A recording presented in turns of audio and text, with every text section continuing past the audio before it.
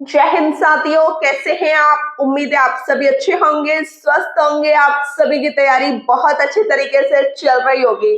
साथियों, आज की क्लास में हम पढ़ने वाले हैं पाचन तंत्र, डाइजेस्टिव सिस्टम। ठीक है, अच्छे तरीके से पढ़ेंगे, जल्दबाजी नहीं करेंगे। बहुत ही सिंपल टॉपिक है, अच्छे तरीके से दिमाग में आ जाता है। साथियों, आज आपकी बायोलॉजी की क्लास 4 है, तो इसमें हम पढ़ लेते हैं पाचन तंत्र। ठीक है, सबसे पहले देखेंगे पाचन तंत्र। ये पाचन होता क्या है? पाचक रस एवं एंजाइमों की सहायता से हमारे खाने में जो भी रस और एंजाइम होते हैं उनकी बात हो रही है। ठीक है, पाचक रस और एंजाइम की सहायता से एवं एंजाइम की सहायता से जटिल भोज्य पदार्थों का सरलतम भोज्य पदार्थों में टूट जाना ही पाचन कहलाता है। मतलब कि हम खाना खाते हैं, मान लो इतनी बड़ी रोटी होती है, मतलब कौर जिसको हम बोलते हैं, तो वो कौर हमारे मुंह में जाता है, हम उसे चबाते हैं।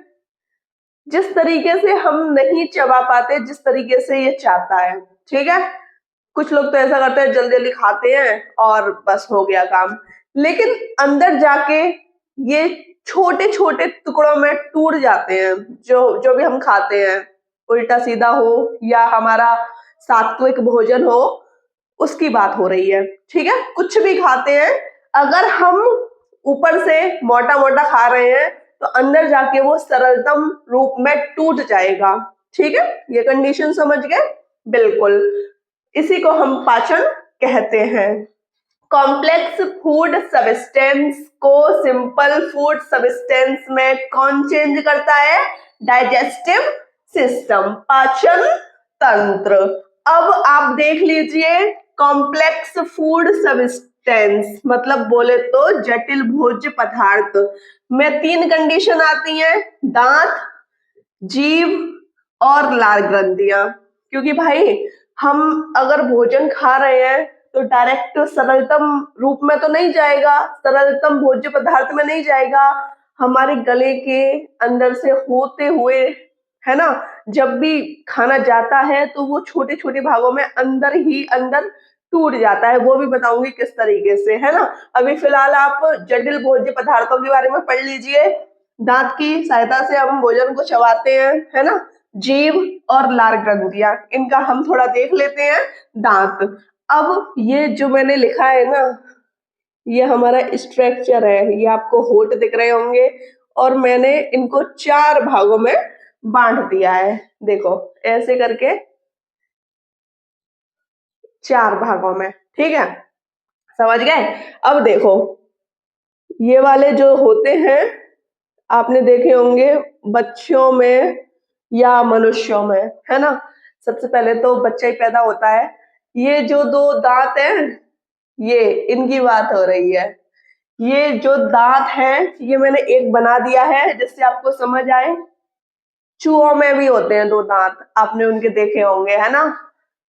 तो ये 2 दांत होते हैं आपके, मतलब एक इधर और एक इधर। तो हम फिलहाल की कंडीशन में इसको लेते हैं। कौन कौन से? एक ये और एक ये। ठीक है, देखो ये ठीक है, समझ गए? ये 2 दांत आपके होते हैं कृंतक, काटने वाले, और एक ये आपको दिख रहा है, ये देखो, ये और ये वाला, ये आपको दिखा, ये होता है आपका रदनख, चीरने वाला। जो शेर होते हैं, जानवर होते हैं, है ना, वो इस दांत का प्रयोग करते हैं काटने के लिए नहीं, चीरने के लिए, अपने भोजन को चीरने के लिए। ठीक है, समझ गए?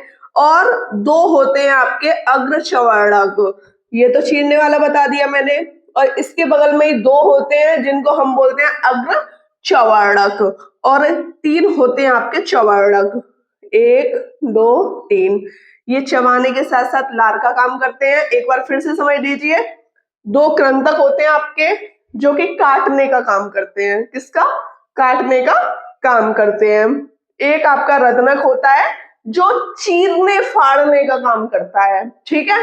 दो अग्रचवर्णक होते हैं जो कि चबाने का काम करते हैं, भोजन को चबाने का काम कौन करते हैं? अग्रचवर्णक।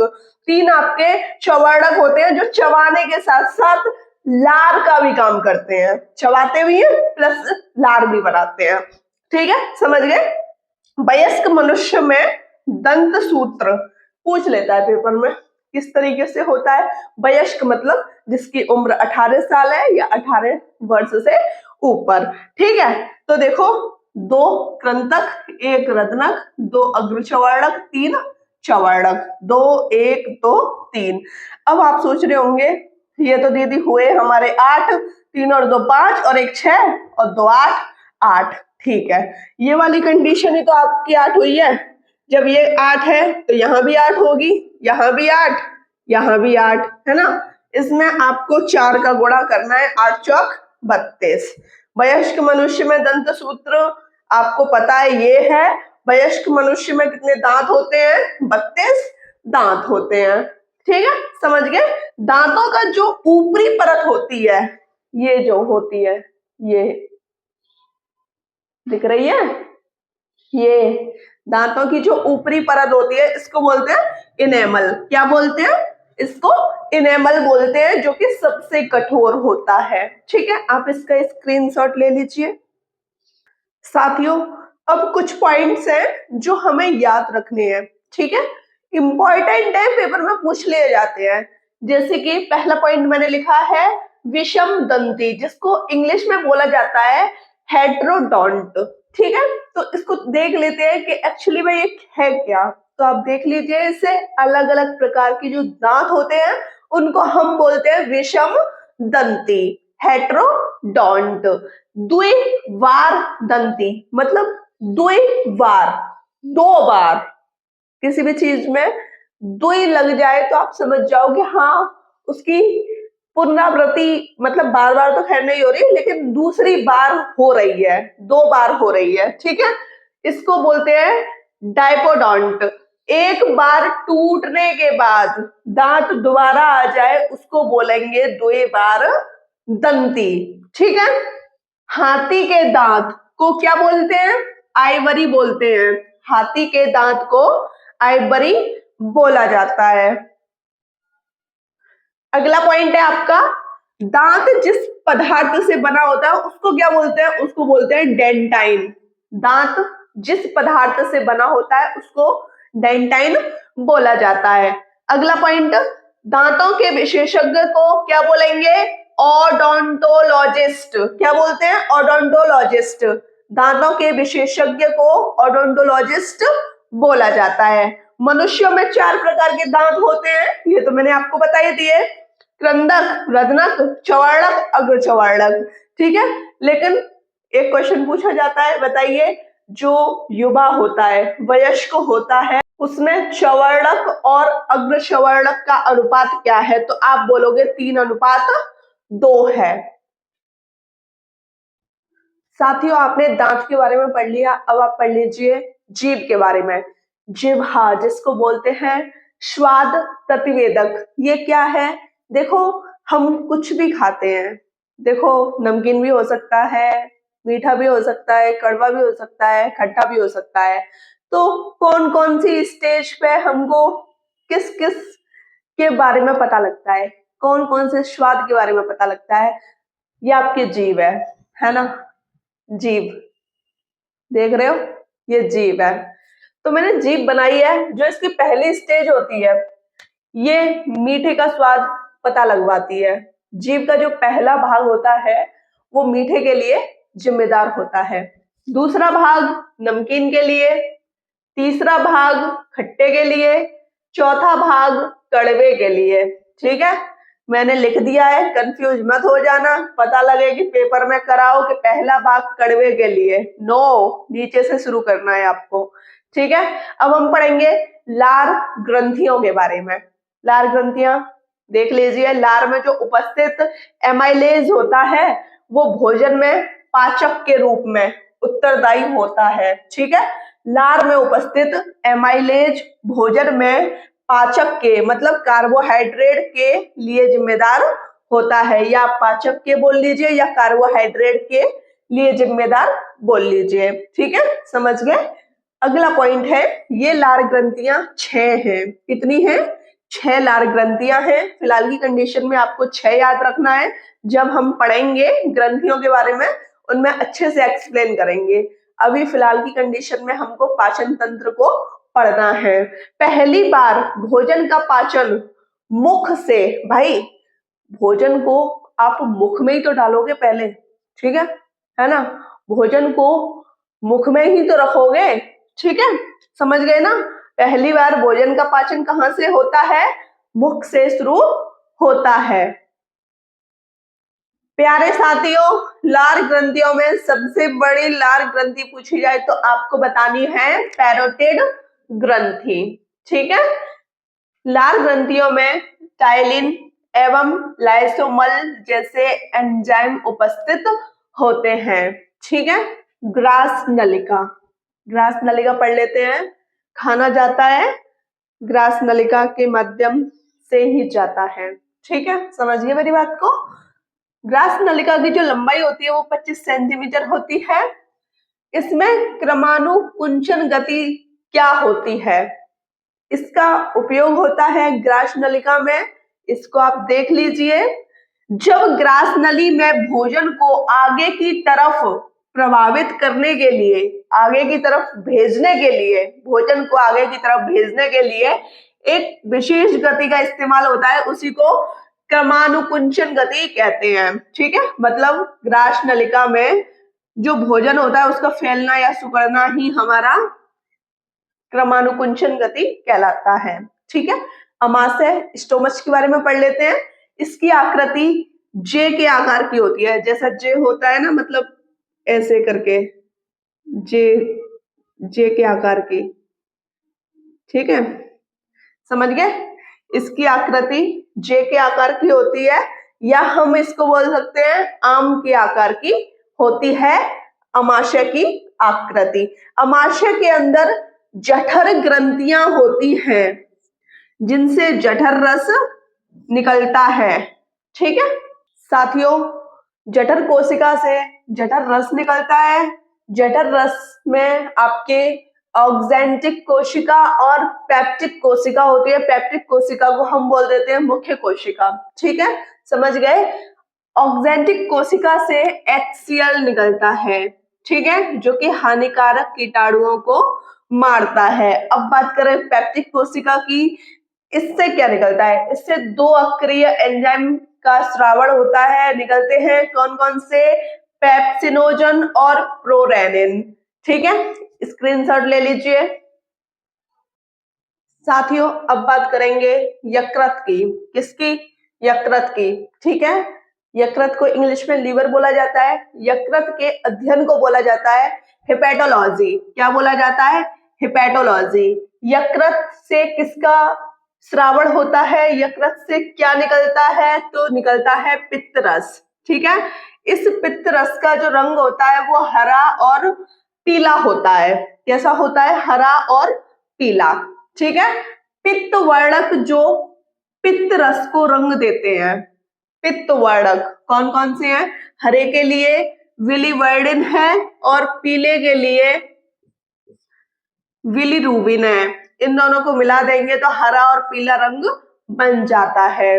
ठीक है, अगला पॉइंट है पित्त रस को पाचक रस कहते हैं, क्योंकि ये पचाता है, खाने को पचाता है, इस वजह से इसको पाचक रस कहते हैं। लेकिन इसकी एक सबसे बड़ी बात है, वो सबसे बड़ी बात क्या है उसको देख लीजिए। पित्त रस का कोई पाचक एंजाइम नहीं होता। ठीक है, पित्त रस पाचक करता है, पचाता है, लेकिन इसका खुद का कोई भी एंजाइम नहीं है। अगला पॉइंट, यकृत में पुनर्जनन की क्षमता होती है। ये क्या है? देखो, जैसे यकृत में चोट लग जाए, डैमेज हो जाए, बिल्कुल नष्ट हो जाए, फिर भी यकृत में इतनी क्षमता होती है कि वो फिर से पुनर्जनन कर सकता है। ठीक है, समझ गए मेरी बात को? अब बात करें पित्तरस कैसा होता है? क्षारीय होता है। इसका pH मान होता है 7.5 से 8.3 एप्रॉक्स तक। ठीक है, समझ गए मेरी बात को। साथियों, अब हम बात करने वाले हैं जब खाना खाते हैं तो वो लीवर से जाता है। अब मान लो हमने कार्बोहाइड्रेट लिया, ठीक है, वो कार्बोहाइड्रेट किसमें आपका टूट जाएगा, वो ग्लूकोज के रूप में टूट जाएगा। ठीक है, अब जो ग्लूकोज है, जो एक्स्ट्रा ग्लूकोज है, वो तो कहीं अलग ही चला जाएगा। ठीक है, और बात करें कि जो संचित वाला ग्लूकोज है जिसको बॉडी रखती है, ठीक है, अपने पास, उसको हम रखते हैं ग्लाइकोजन के रूप में। अगला पॉइंट है आपका, अगर पित्त रस का निर्माण ज्यादा होता है तो पित्त वड़क में आरबीसी नष्ट हो जाती है या ज्यादा हो जाती है, यकृत सही रूप से काम नहीं करता है। इसी अवस्था को क्या बोलते हैं, पीलिया। कहते हैं ना कि पीलिया हो गया, पित्त रस का या तो ज्यादा हो जाना या कम हो जाना या सही से काम नहीं करना। आपका अगला पॉइंट है पित्ताशय। पित्त रस का संचय होता है पित्ताशय में। ठीक है, पित्त रस का संचय किसमें होता है, पित्ताशय में होता है। अब हम पढ़ेंगे अग्नाशय। अग्नाशय का जो श्रावण है वो क्या है, अग्नाशय रस। अग्नाशय से अग्नाशय रस निकलता है। अग्नाशय रस में निम्न पाए जाते हैं ट्रिप्सिन, एमाइलेज और लाइपेज। इनको आप देख लीजिए। ट्रिप्सिन प्रोटीन का पूर्ण पाचन करता है। जैसे हमने प्रोटीन को लिया, कुछ प्रोटीन ऐसे होते हैं, कुछ नहीं, बहुत सारे होते हैं जो पूरी तरीके से नहीं टूट पाते, लेकिन जो हमारा ये ट्रिप्सिन है ना, ये प्रोटीन को तोड़ देता है। किसके रूप में, ये तोड़ देता है एमिनो अम्ल के रूप में। ठीक है, समझ गए मेरी बात को। एमाइलेज, एमाइलेज में जो ग्लूकोज बनता है आपका, वो स्टार्च के रूप में बनता है। इसको कार्बोहाइड्रेट भी कहते हैं, स्टार्च को हिंदी में बोलते हैं मांड। ठीक है, लाइपेज, लाइपेज में जो बचा होता है उसका जो टूटना होता है किस तरीके से होता है, वसीय अम्ल के रूप में और ग्लिसरॉल के रूप में। यकृत सबसे बड़ी ग्रंथि है। दूसरी सबसे बड़ी ग्रंथि पूछी जाए तो वो आपकी अग्नाशय है।